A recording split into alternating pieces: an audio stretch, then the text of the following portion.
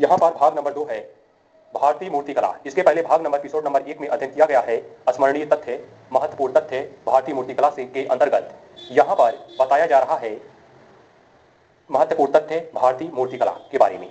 तो ये सारा पॉइंट जो यहाँ पर कवर किया गया है भाग नंबर 1 और भाग नंबर 2 में किया जा रहा है, सारा महत्वपूर्ण है, परीक्षाओं से संबंधित है। ध्यान दीजिएगा। आगे चलते हैं। चैनल को सब्सक्राइब कर लीजिए। वीडियो को पहले प्राप्त करने के लिए वीडियो आप सबके लिए फ्री में उपलब्ध कराया जाता है, मुफ्त रहता है। राष्ट्रीय भारतीय भावना के अंतर्गत आज अध्ययन किया जा रहा है भारतीय मूर्तिकला। स्मरणीय तथ्य पॉइंट ध्यान दें। राष्ट्रीय कूटों के शासनकाल में मुख्य रूप से एलोरा, एलिफेंटा एवं कन्हेरी मूर्ति निर्माण कला के प्रसिद्ध केंद्र थे। राष्ट्रकूटकालीन मूर्तियां चट्टानों को काटकर एवं उन्हें उभार कर बनाई गई हैं। इन मूर्तियों के मुख्य गोल हैं, किंतु मुख्य गोल है। इन मूर्तियों का जो चेहरा है गोल में है, किंतु आंखों की बनावट में कल्पनाशीलता का अभाव मिलता है। एलोरा के मूर्ति शिल्प को गुप्त परंपरा का ही विस्तार माना जाता है। राष्ट्रकूटकालीन मूर्तियों के प्रमुख उदाहरण हैं एलोरा की गुफा संख्या 29 में शिव पार्वती विवाह से संबंधित पत्थर की बनी मूर्ति, कैलाश पर्वत को रावण द्वारा हिलाने वाले दृश्य से संबंधित मूर्ति, एलिफेंटा स्थित शिव की त्रिमूर्ति आदि है। तो ये रहा राष्ट्रकूटकालीन मूर्तियों के प्रमुख उदाहरण। आगे बात कहें तो चोल, ध्यान दीजिए, चोल काल को दक्षिण भारतीय कला का स्वर्ण युग कहा जाता है। चोल काल को दक्षिण भारतीय काल का क्या कहा जाता है? स्वर्ण युग कहा जाता है। चोलकालीन मूर्तिकला मुख्यतः वास्तुकला की सहायक थी। चोल काल में पत्थर एवं धातु की मूर्तियों का निर्माण किया गया। इनमें भी धातु की मूर्तियों की संख्या अधिक थी। आगे बात कहें तो ये यहाँ पे धातु मूर्तियों में भी कांस्य मूर्तियों की प्रधानता थी। इस काल में कांस्य निर्मित नटराज प्रतिमा सर्वोत्कृष्ट है। आगे चोल काल में पत्थर की मूर्तियों को मंदिर की सजावट में प्रयोग किया जाता था। इस काल की धातु की मूर्तियां स्वतंत्र रूप में निर्मित हुई हैं। आगे पालकालीन मूर्तिकला की मुख्य विषय वस्तु बौद्ध धर्म से संबंधित है। पालकालीन मूर्तिकला पर सारनाथ कला का प्रभाव दिखता है, जिसमें हल्के इकहरे बदन एवं पारदर्शी वस्त्र का प्रयोग प्रमुख है। तो यहाँ पे चोलकालीन मूर्ति का सारनाथ कला का प्रभाव दिखता है, जिसमें हल्के इकहरे बदन एवं पारदर्शी वस्त्र का प्रयोग प्रमुख है। तो चोल मूर्तिकला के अंतर्गत बताया। आगे पालकालीन मूर्तियां उल्लेख के अंतर्गत, जैसे पालकालीन मूर्तियां लेख युक्त हैं। इन पर तिथियों का अंकन भी मिलता है। पाल काल की मूर्तियों में ज्यादातर देवताओं की मूर्तियों का ही निर्माण किया गया है। पाल काल में मूर्तिकला के प्रसिद्ध केंद्र थे। क्या केंद्र थे? नालंदा, गया, काशीपुर शंकरबंध और कुरकिहार आदि ये पाल काल में मूर्ति कला के प्रसिद्ध केंद्र थे। आगे वहीं 9वीं शताब्दी के मध्य तक ओडिशा में मूर्ति कला की एक विशिष्ट शैली का जन्म हुआ, जिसमें अन्य विशेषताओं के साथ महिला के सौंदर्यपूर्ण रूपों को प्रदर्शित किया गया है। आगे पूर्वी गंग की बात है। पूर्वी गंग वंश है, तो वहां आगे जब जब आगे चल के समय के साथ पूर्वी गंग वंश में विकसित इस मूर्ति कला के प्रसिद्ध उदाहरण हैं। तो प्रसिद्ध उदाहरण हैं पुरी के जगन्नाथ मंदिर में भगवान जगन्नाथ और सुभद्रा तथा बलराम की विशाल मूर्ति और कोणार्क मंदिर के प्रवेश द्वार पर उछलती अश्व प्रतिमाएं आदि शामिल हैं। आगे समय के साथ आगे 10वीं से 13वीं शताब्दी के बीच चंदेल शासकों ने मध्य भारत पर शासन किया तथा इस दौरान खजुराहो में मंदिरों की एक श्रृंखला बनी।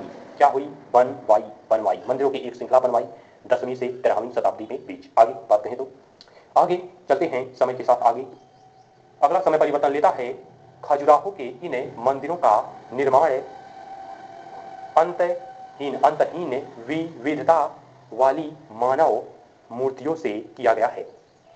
खजुराहो की मूर्तियों में कलागत विशेषता के साथ साथ काम भगवान के लक्षण स्पष्ट रूप से दिखाई पड़ते हैं। आगे समय के साथ आगे जब परिवर्तन होता है, विजयनगर शासकों ने मूर्तिकारों से अपनी उत्कृष्ट प्रतिकृतियां उत्कृष्ट करवाई ताकि उन्हें आराध्य देवताओं के समीप रखकर अमर बनाया जा सके। आगे राजस्थान एवं गुजरात, ध्यान दीजिए, राजस्थान एवं गुजरात की मूर्ति कला में समन्वयात्मक शैली का प्रयोग किया गया है। राजस्थान एवं गुजरात की मूर्ति कला में आगे होयसल शासकों के काल में निर्मित मूर्तियां कुछ गोल मटोल एवं छोटी हैं तथा अत्यधिक अलंकृत हैं, किंतु देखने में मनोहरी लगती हैं। वहीं मुसलमान शासकों के काल में मूर्ति कला को राजकीय प्रश्न नहीं मिलने के कारण इसमें ह्रास देखने को मिलता है। हालांकि क्षेत्रीय स्तर पर कोणार्क, जगन्नाथपुरी और विजयनगर एवं तंजौर में मूर्ति कला की नवीन शैलियों का विकास जारी रहा। तो ये मुसलमान शासकों के काल में मूर्ति कला के बारे में रहा।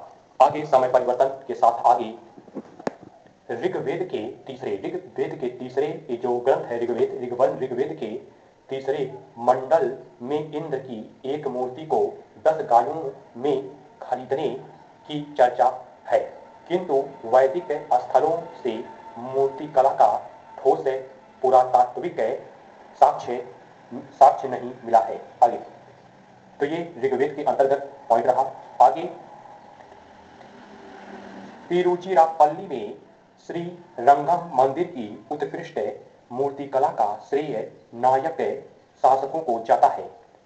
वहीं आगे बात कहें तो 1906 में अवनींद्रनाथ टैगोर ने चित्रकला की नई शैली बंगाल स्कूल ऑफ आर्ट का सूत्रपात किया। 1906 में अवनींद्रनाथ टैगोर ने।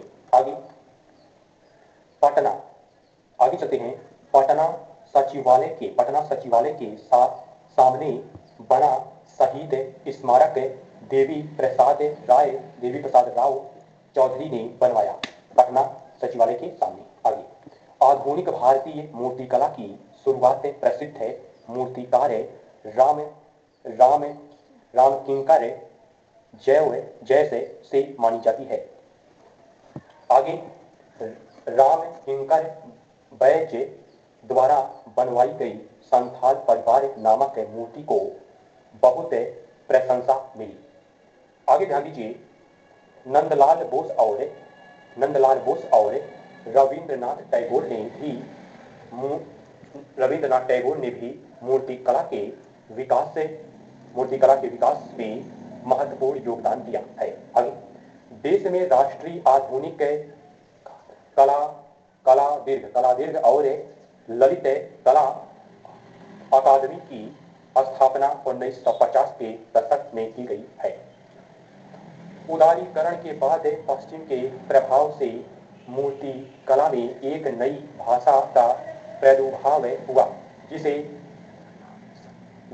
इंस्टालेशन कहते हैं। आज जयपुर राजस्थान देश में मूर्ति कला का प्रमुख केंद्र है। आधुनिक भारत में धातु कला के प्रमुख केंद्र हैं।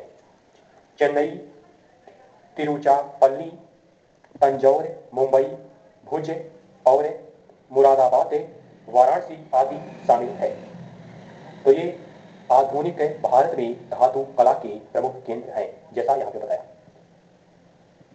इस प्रकार से यहाँ पर भारतीय मूर्तिकला के अंतर्गत महत्वपूर्ण तथ्य, स्मरणीय तथ्य, पॉइंट बताया गया। कला एवं संस्कृति के अंतर्गत जानकारी से जुड़े रहने के लिए सब्सक्राइब कीजिए अपना अखंड भारत चैनल। आप सभी के लिए वीडियो बिल्कुल फ्री में उपलब्ध कराया जाता है। भारतीय स्वतंत्रता समाज के अंतर्गत बिल्कुल फ्री रहता है। वीडियो जल्द से जल्द प्राप्त करने के लिए चैनल को सब्सक्राइब कर सकते हैं आप, लाइक कर सकते हैं आप। मिलते हैं अगले वीडियो में अगले जानकारी के साथ। तब तक के लिए इजाजत। जय हिंद, जय भारत।